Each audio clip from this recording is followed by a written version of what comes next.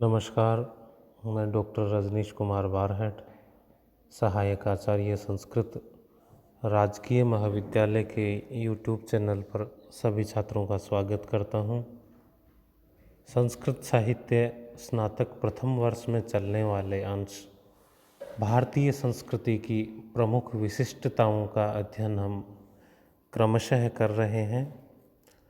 गत audio video ई व्याख्यान में हमने जो बड़ा प्रश्न बनता है भारतीय संस्कृति के प्रमुख तत्व अथवा विशेषताएं, उस पर प्रकाश डाला, उसके कुछ प्रमुख बिंदुओं को पढ़ा। उन्हीं बिंदुओं से कुछ टिप्पणियां और छोटे प्रश्न बनते हैं, अतः हम उनको थोड़ा सा विस्तार पूर्वक अब उन पर प्रकाश डालेंगे। गत ऑडियो वीडियो ई व्याख्यान में हमने 4 विशिष्टताएं हैं उनका अध्यापन करवा दिया था। वो विशिष्टताएं थी प्राचीनता, धार्मिकता, सहिष्णुता और समन्वय की प्रवृत्ति। अब हम क्रमशः 5वीं विशेषता पर आगे बढ़ते हैं। भारतीय संस्कृति के प्रमुख तत्व अथवा विशिष्टताओं में 5वीं विशिष्टता हमने वेदों का महत्व या वेदों की महत्ता को इंगित किया है। प्राचीन काल में जब भाषा संस्कृति साहित्य का उद्गम हुआ, तब वेद ही हमारे धर्म, हमारे जीवन के आचरण और प्रत्येक कार्य में प्रमाण के रूप में थे। वेदों को धर्म के प्रमाण के रूप में अंगीकार किया गया है और उनको शब्द प्रमाण माना गया है। शब्द प्रमाण का अभिप्राय है कि जो बात वेदों में कह दी गई उसको ज्ञान के प्रमाण के रूप में स्वीकार किया गया। तो जो भी बात वेदों में कह दी गई उसका अनुकरण, उसका आचरण लोगों के लिए बाध्यकारी होता था। इस प्रकार जो भारतीय संस्कृति का जो प्राचीन काल था वो पूर्ण रूप से वेदों में वर्णित तथ्यों पर आधारित था और वैदिक सिद्धांतों की अनुपालना उस समय पूर्ण रूप से बाध्यकारी रूप से होती थी। प्राचीन युग के बाद वर्तमान युग तक जो भारतीय संस्कृति का विस्तार हुआ, उसमें अब वर्तमान समय तक भी वेदों के महत्व को हमारे सनातन धर्म के अंग के रूप में स्वीकार किया जाता है। जो वैदिक संस्कार, वैदिक आचरण थे वो आज भी हमारे जीवन में परिलक्षित होते हैं। यद्यपि प्राचीन युग अथवा वैदिक युग जितने नहीं है, लेकिन फिर भी हम जो वेदों में वर्णित जो भी तथ्य है उनका आज भी पालन करते हैं। यज्ञ है वो हमारे जीवन में आज भी प्रचलित है। हम कोई भी कार्य के आरंभ से पूर्व देवताओं को प्रसन्न करने के लिए यज्ञ, पूजा, हवन इत्यादि करते हैं, जो कि हमारी वैदिक संस्कृति को द्योतित करते हैं। इस प्रकार जो वेदों का महत्व है वो हमारी भारतीय संस्कृति की एक विशिष्टता अथवा प्रमुख तत्व के रूप में उभरता है। 6वीं विशेषता है वो हमने आध्यात्मिकता बताई है।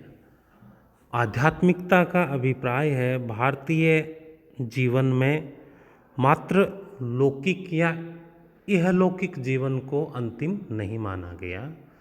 हमारी दर्शन परंपरा में, हमारी चिंतन परंपरा में हम इस जीवन में क्या करते हैं, दैनिक जीवन में क्या करते हैं, उतना ही हमारा उद्देश्य, लक्ष्य नहीं माना गया, अपितु हमारे मनीषियों ने लौकिक जीवन से ऊपर उठकर पारलौकिक जीवन के कुछ तत्वों पर भी विचार प्रारंभ किया और वो ही क्षेत्र फिर आध्यात्मिकता के नाम से हम उसको जानते हैं।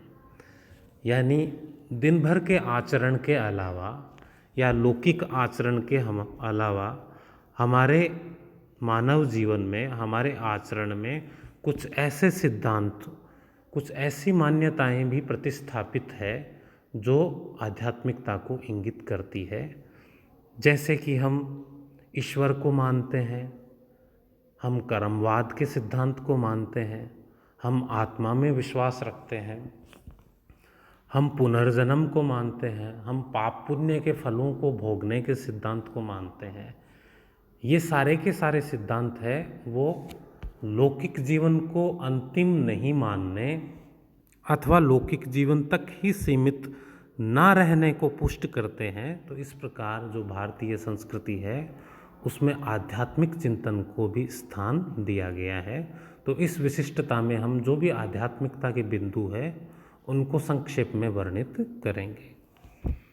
आगे जो हमारी विशिष्टता है भारतीय संस्कृति की 7वें नंबर की, वो है वर्णाश्रम व्यवस्था। प्राचीन काल से ही भारतीय संस्कृति में 4 वर्ण और 4 आश्रमों की व्यवस्था है, वो प्रचलित रही है।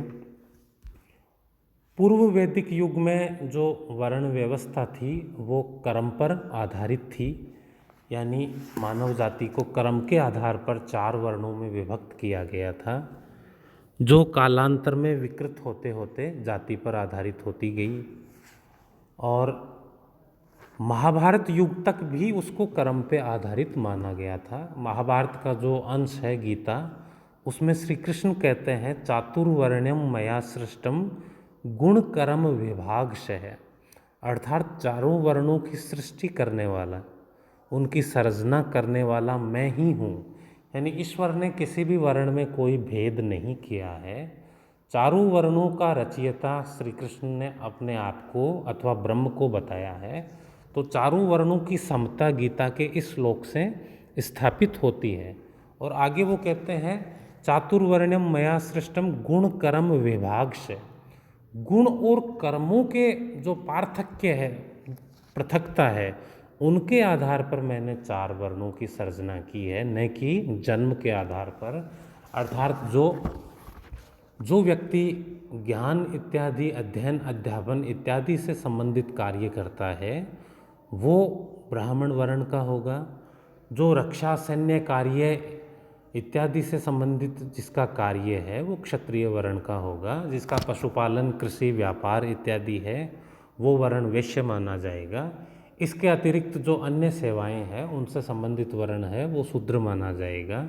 इस प्रकार ये जो 4 वर्ण है वो विशुद्ध रूप से कर्म आधारित और गुण आधारित थे, जो कि एक आदर्श समाज में इन 4 प्रकार के कार्यों की आवश्यकता हमें नित्य जीवन में पड़ती है। किसी भी पक्ष को हम इनकार नहीं कर सकते कि उस कार्य के बिना हमारा जीवन चल पाएगा। तो ये अवधारणा अपने प्रारंभ में और जो शुद्ध रूप था वहाँ पे ये समुचित थी, लेकिन कालांतर में इसको जाति आधारित कर देने से कुछ विकृतियाँ इसके हमारे समक्ष आई। वर्ण व्यवस्था का जो प्रारंभिक उल्लेख है वो ऋग्वेद के पुरुष सूक्त में मिलता है। ऋग्वेद के पुरुष सूक्त के एक मंत्र में यह कहा गया है कि जो पुरुष है, सहस्रशीर्ष पुरुष है, उससे 4 वर्णों की उत्पत्ति हुई। और वो 4 वर्ण उस सहस्र पुरुष के ही वो जो 4 भाग थे वो आगे जाकर वो 4 वर्ण बने। उसके उपरांत हमारे जो स्मृति ग्रंथ थे उन स्मृति ग्रंथों में इन 4 वर्णों के कर्तव्यों का निर्धारण व्यवस्थित रूप से किया गया है। तो जो मनुस्मृति है, याज्ञवल्क्य स्मृति है, इन ग्रंथों में जो 4 वर्ण थे उन 4 वर्ण के जो भी कर्तव्य है, जो भी उनके कार्य है, उनके विषय में उल्लेख हमें प्राप्त होता है।